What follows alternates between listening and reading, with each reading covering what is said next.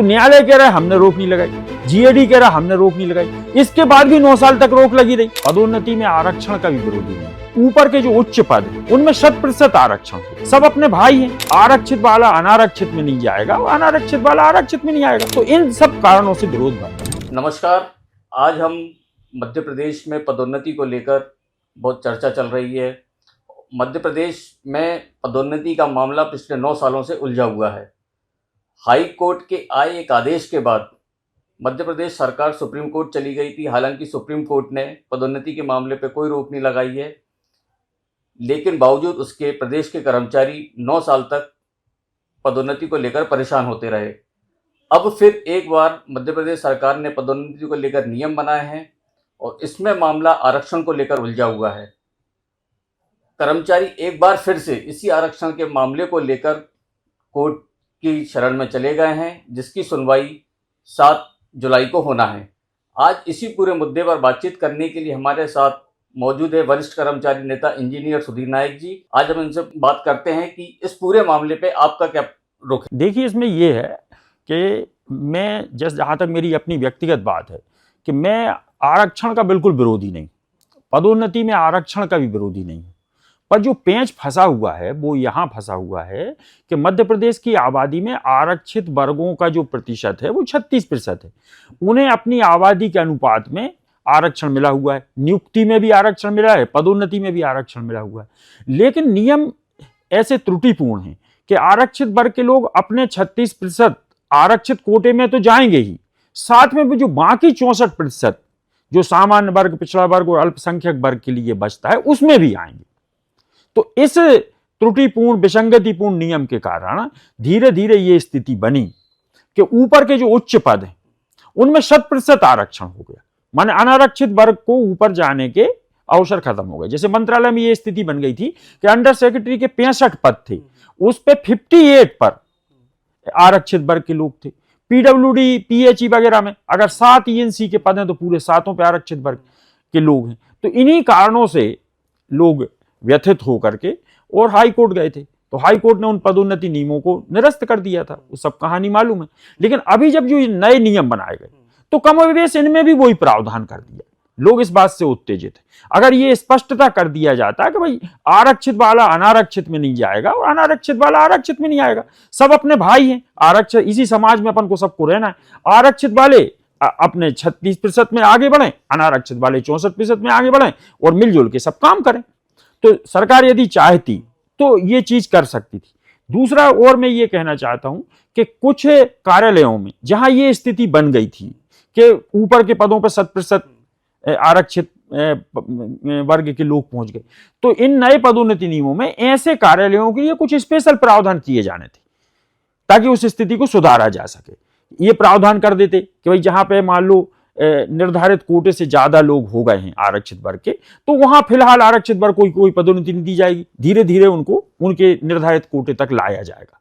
लेकिन अब क्या होगा कि उनके पहले ही से वो ज्यादा थे और ये नए पदोन्नति नियमों में फिर और ज्यादा लोग पहुंचेंगे, क्योंकि नीचे के संवर्ग में अनारक्षित है ही नहीं। जैसे हमारे मंत्रालय में डिप्टी सेक्रेटरी के 14 पद हैं और अंडर सेक्रेटरी की पदोन्नति डिप्टी सेक्रेटरी पे होती है। अंडर सेक्रेटरी में कोई अनारक्षित वर्ग का है ही नहीं, तो अब वर्तमान पदोन्नति में भी पूरे डिप्टी सेक्रेटरी आरक्षित वर्ग के ही बनेंगे। मध्य प्रदेश सरकार ने जब ये नियम बनाए नए, तो इसमें उन्होंने दावा किया कि हमने कर्मचारियों की उसमें पूरी राय ली है। तो क्या आप इसको मानते हैं कि कर्मचारियों से बात करने के बाद पूरे नियम बनाए गए हैं? ये नहीं, पहली बात तो उन्होंने केवल सपाक्स से बात की थी और राजाक्स से बात की थी, अन्य कर्मचारी संगठनों से तो खैर बात ही नहीं की गई। जबकि प्रदेश में 20 कर्मचारी संगठन हैं जो मान्यता प्राप्त हैं, उनसे सरकार ने कोई बात नहीं की। सपाक्स से और राजाक्स से बात की। सपाक्स ने सामान्य वर्ग, पिछड़ा वर्ग, अल्पसंख्यक वर्ग का पक्ष रखा और राजाक्स ने आरक्षित वर्गों का पक्ष रखा। लेकिन राय लेने से होता क्या है, जब उस राय को माना जाए तब उसका मतलब है आपने एक औपचारिकता पूरी कर दी। अभी मैं और जो सुप्रीम कोर्ट के तमाम फैसले हैं जिसमें उन्होंने क्रीमी लेयर की बात की है, क्वांटिफाइबल डाटा की बात की, मैं इन सब की बात ही नहीं कर रहा। मैं तो कह रहा हूं ठीक है, वंचित वर्गों को आगे आने का मौका मिलना चाहिए, सबके साथ न्याय होना चाहिए। मैं हमेशा से इस बात का पक्षपाती रहा हूं कि समाज में सब हमारे भाई हैं, आरक्षित भी अनारक्षित भी, सब मिलके काम करें। पर यह है कि जब एक बंटवारा हो गया है तो आप अपने पोर्शन में रहें, हम अपने पोर्शन में रहें, और आपस में भाईचारे से रहें, बस इतनी सी लड़ाई है। तो अब ये मामला फिर से एक बार जो है फिर से कोर्ट में चला गया है, तो आप ये मानते हैं कि ये फिर से एक मामला फिर लंबा खींचेगा ये पदोन्नति? अब देखिए 7 तारीख को सुनवाई है उच्च न्यायालय में। अब माननीय उच्च न्यायालय उसमें क्या रूलिंग देता है तो उस दिन अपन को समझ में आएगा।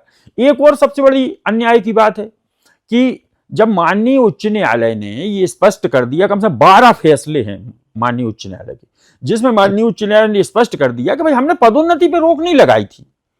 माननीय उच्च न्यायालय कह चुका है, कई बार कह चुका।